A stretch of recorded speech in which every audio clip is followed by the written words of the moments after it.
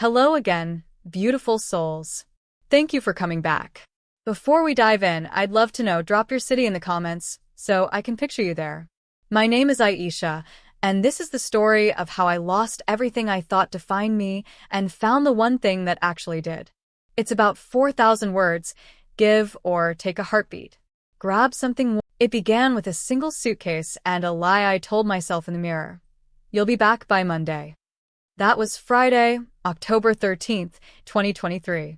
I was 39, a senior project manager at a fintech firm in Chicago, married 10 years to David, mother to 8-year-old twins, Maya and Micah. We lived in a glass-walled condo on Lakeshore Drive where the city lights looked like spilled diamonds every night. I had a corner office, a 401k that made my father proud, and a husband who still kissed my forehead when the alarm went off at 5:45. Life was a spreadsheet, balanced, color-coded, predictable. David said Saturday morning he drove us north in the new Volvo XC90, heated seats on, jazz low. The twins were with my mom in Milwaukee. David said it was just us, reconnecting. We stopped once, at a rest area outside Kenosha. I came out of the restroom to find the SUV idling, David in the driver's seat scrolling his phone, passenger door locked. Open up, babe. My hands are full. He looked up. No smile. Aisha, we need space. The words didn't compute. Space from what? From the life we built on a lie. He revved the engine.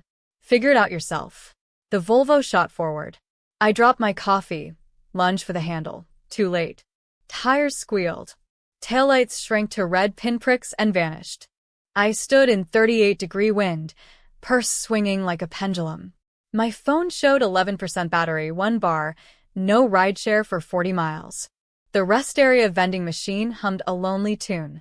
First thought, prank. David lovet Viralvideos. Second thought, heart attack. I called him, straight to voicemail. Texted, funny. Come back.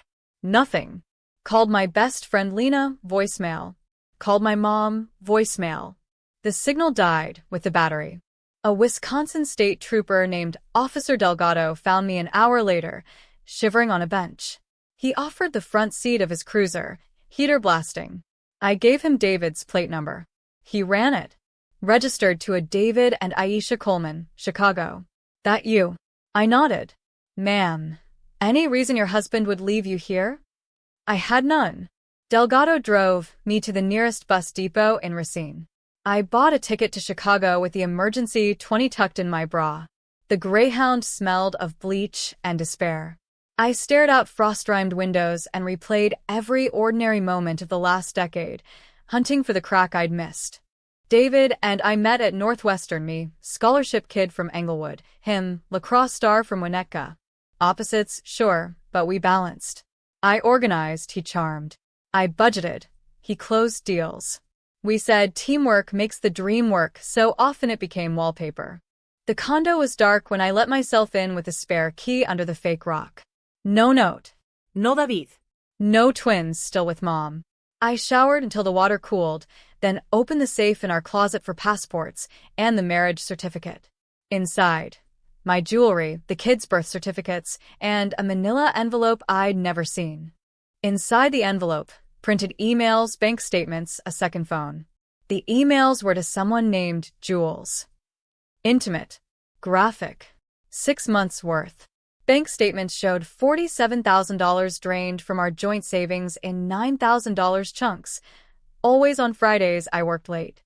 The phone buzzed alive when I powered it on. 127 missed calls from Jay. I sank to the carpet. The twins' crayon drawings fluttered on the fridge like trapped birds. I called the number. A woman answered, voice like warm honey. David? Finally. This is his wife. Silence. Then, he said you were separated. He lied. Jules, Julianne Park, 29, marketing associate at David's firm. Hung up. I sat on the kitchen floor until dawn, piecing together the spreadsheet of my betrayal. David had been siphoning money to fund weekend client retreats in Miami, Napa, one Santorini. Jules traveled on his arm. They'd planned to leave me at that rest stop, stage a disappearance, Start fresh in Portland with the twins. The Volvo was step one. But David forgot one variable, me. Sunday I called in every favor. Lena, corporate attorney, met me with coffee and a war plan. Mom brought the twins home. I shielded them with pancakes and Disney. I hired a forensic accountant named Marisol, who traced every dollar. I changed the locks, froze the accounts I could, retained a divorce shark named Vanessa Reed. David surfaced Monday via email. Aisha, this is extreme. Jules and I are in love. The kids need stability. Let's be adults. I forwarded it to Vanessa with one line. Make him bleed. The next 3 months were trench warfare. David lawyered up with his firm's resources.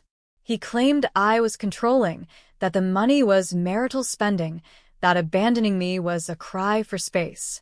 Vanessa countered with rest stop CCTV, the second phone, hotel receipts timestamped while I attended PDA meetings.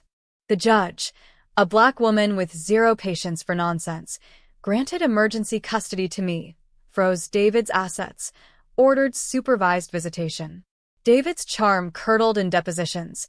He stuttered when Marisol showed $12,000 spent on Jules's birthday in Tulum the week I thought he was in Cleveland for training.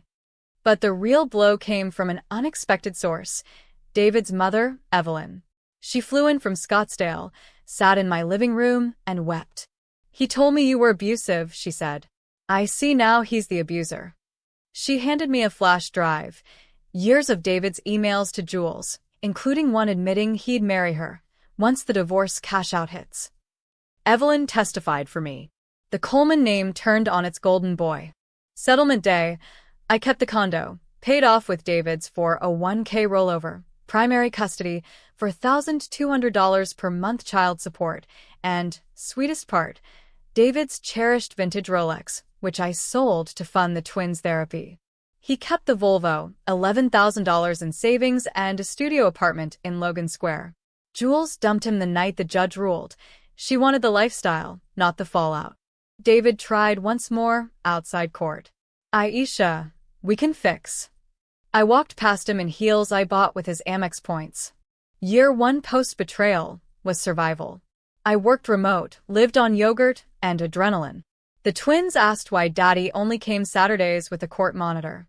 I read them The Paper Bag Princess until they memorized the dragon's defeat. Year 2, I promoted to VP. The corner office became mine. I hired a nanny named Carla who taught the twins Spanish and how to make empanadas. I started therapy, EMDR for the rest stop trauma, CBT for the trust fracture. I ran the lakefront at 5 a.m., lungs burning, city waking behind me. Year 3, I sold the condo. Too many echoes. Bought a 3-flat in Bronzeville, exposed brick, backyard big enough for a swing set, and a tomato jungle. Top floor for us, bottom 2 units for rental income. I painted the twins' rooms lavender and navy, hung their art like gallery pieces. Traveled alone first, Lisbon, because I wanted to hear Fado and feel something other than rage. Sat on a tram, ate pastel de nata, cried into the Atlantic. Came home lighter. Dating was comedy. First guy ghosted after I mentioned twins. Second wanted a mommy for his dog. Third, Malik, taught 3rd grade at Maya and Micah school. He asked me out over construction paper Valentines. We bonded over Baldwin and bad coffee. First kiss was on the Adler Planetarium steps under a meteor shower. Slow, respectful, real. David spiraled. Lost his job when the affair became LinkedIn gossip. Moved to Minneapolis for a restart, missed child support payments, begged for makeup weekends. The twins call him Dad still, but they flinch when he raises his voice. I document everything. Last month he sent a letter. I was drowning, Aisha. You were the anchor and the chain. I read it once, fed it to the fireplace I installed with settlement money. Tonight the twins are asleep upstairs, stuffed animals guarding their dreams. I'm on the back porch, string lights twinkling, basil perfuming the air. Malik's inside grading papers. He'll kiss my shoulder in a minute and ask if I want tea. 3 years ago, I was roadside debris. Tonight I own 3 doors, 2 degrees, 1 heart learning to trust again. The spreadsheet is gone. In its place, a garden, a passport with stamps, children who say, "Mommy, you're magic." Betrayal didn't break me. It broke the illusion. Underneath was bedrock. I built on it. If you're standing where I stood, coffee spilled, taillights fading, hear this. The road home is longer than 200 miles, but every step is yours. You will figure it out. You will plant tomatoes in a yard that's only yours. You will laugh so hard wine comes out your nose with friends who choose you daily. You will wake one morning and realize the rearview mirror is clean. Thank you for walking this with me. Drop your city, your survival song, your proof that you, too, figured it out. We're a constellation of second chances. See you in the comments. And remember, the story isn't what they did. It's what you do next.